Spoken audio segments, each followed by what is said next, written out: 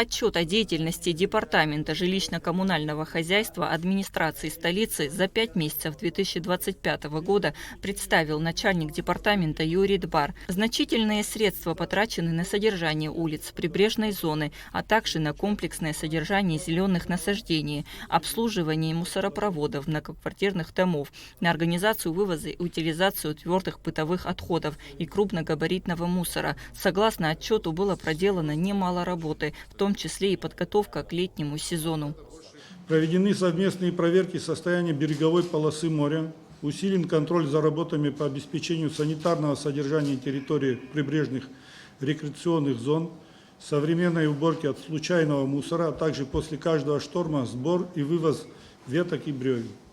В столице остро стоит вопрос несанкционированных свалок. Об этом сказал заместитель главы департамента ЖКХ Руслан Авицпа. Для вывоза мусора администрация приобрела еще 4 единицы спецтехники. Они помогут справиться с возрастающими объемами ТБО во время турсезона. Также обсуждалась проблема подтопления подвальных помещений в многоэтажных домах. Администрации было приобретено насосное оборудование мощное, порядка 300 кубов в час для откачивания подвалов. С успехом это оборудование используется до сих пор. В тех подвалах, где достаточная глубина, где можно опустить шланг, да, ну, имеется в виду, что сейчас, если, допустим, там уровень ввод находится где-то там порядка 20-30 сантиметров, его использовать нет смысла, потому что засосет воздух. Соответственно, проблему эту, естественно, решать надо, поэтому мы пошли по такому пути. На базе ЖРСУ, которая, по большому счету, ее профильное ведомство обслуживания многоквартирных домов, значит, решено создать специализированную бригаду, которая сейчас уже, в принципе, почти укомплектована, которая будет заниматься исключительно подвальными помещениями.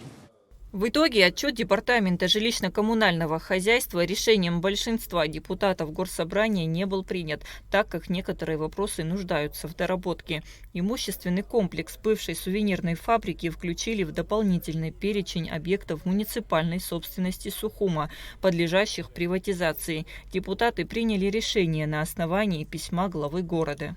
Здание бывшей сувенирной фабрики, оно находится в удручающем состоянии, нету ни окон, ни дверей. Сувенирная фабрика не работает, она уже много лет в таком состоянии. Я думаю, что муниципальная собственность сегодня с учетом нашего бюджета не в состоянии отремонтироваться самостоятельно.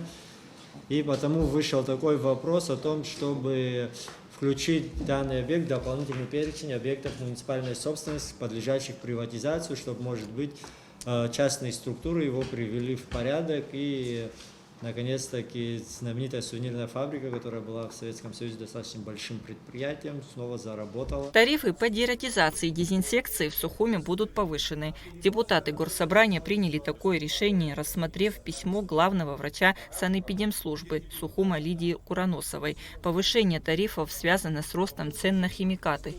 Финансовый дефицит испытывает эта организация, поэтому в связи с тем, что идет инфляция, все дорожает, и с 2022 года не было поднятия цен. У нас на дворе 2025 год все в 2 раза подорожало, поэтому те объекты, которые они раньше могли делать за счет администрации, допустим, то есть объемы могли выполнять больше, на данный момент объемы выполняются самые минимальные. На повестке дня было 3 вопроса, 2 из которых были приняты. Кундашова, Ильдар Дамиров, Абхазское телевидение.